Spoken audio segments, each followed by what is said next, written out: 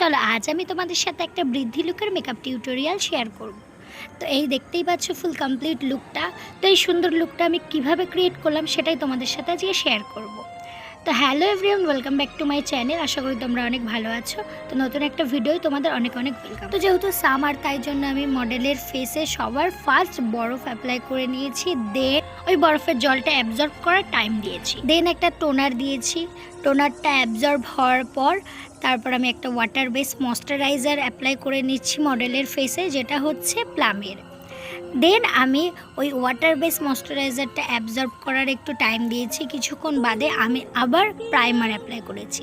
একটা jail primer apply করার পর সেটা স্কিনের সাথে ভালো করে ব্লেন্ড করে নিয়ে দেন আমি স্কিনে যত প্রবলেম আছে মডেলের, হালকা পাতলা প্রবলেম ছিল, সেগুলো আমি হাইড করে দিচ্ছি একটা কনসিলার দিয়ে।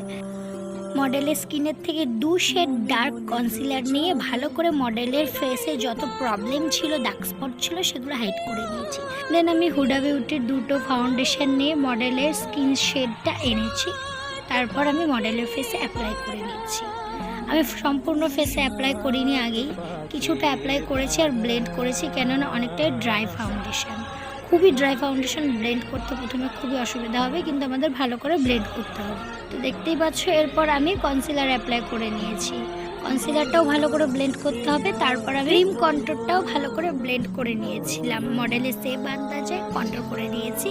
সেটা আমি ভিডিও ক্লিপ নিতে পারিনি ভুলবশত। যাই হোক, তোমরাও ক্রিম কন্ট্রোর পারলে করে নেবে। পাউডার কন্ট্রোল করলেও হবে, তবে ক্রিম কন্ট্রোল করলে স্কিনটা বেশি সুন্দর লাগে, বেশি শার্প লাগে।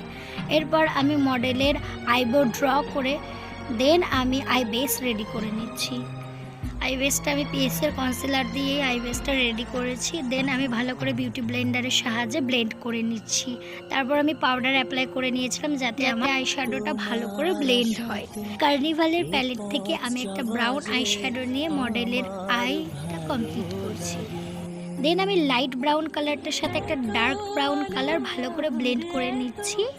তারপর আমি একটা ব্ল্যাক কালার দিয়ে ওই 3টে কালারকে ভালো করে ব্লেন্ড করে নিচ্ছি, যাতে কোনো হার্শ লাইন বোঝা না যায়। এরপর আমি একটা শিমার কালার অ্যাপ্লাই করে নিয়েছি, সেটাও ব্রাউন কালারে। দেন আমি ওয়াটার লাইনের নিচে চোখের নিচটা ভালো করে একটা ব্রাউন কালার দিয়ে স্মাচ করে নিচ্ছি। এরপর আমি আইলাইনার পরিয়ে নিচ্ছি। জেল আইলাইনার পরানোর পর পাউডার কন্ট্রোল করছি। শুধু যে ক্রিম কন্ট্রোল করলেই হবে সেটা নয়, ক্রিম কন্ট্রোল করার পর আমাদের পাউডার কন্ট্রোল অবশ্যই করতে হবে। দেন আমি ব্লাশার অ্যাপ্লাই করে নিয়েছি। দেখতেই পাচ্ছ ভিডিও ক্লিপটা আমি নেইনি বলাটা ভুল হবে, তাড়াতাড়ি করতে গিয়ে ভিডিও ক্লিপটা নেওয়া হয়নি।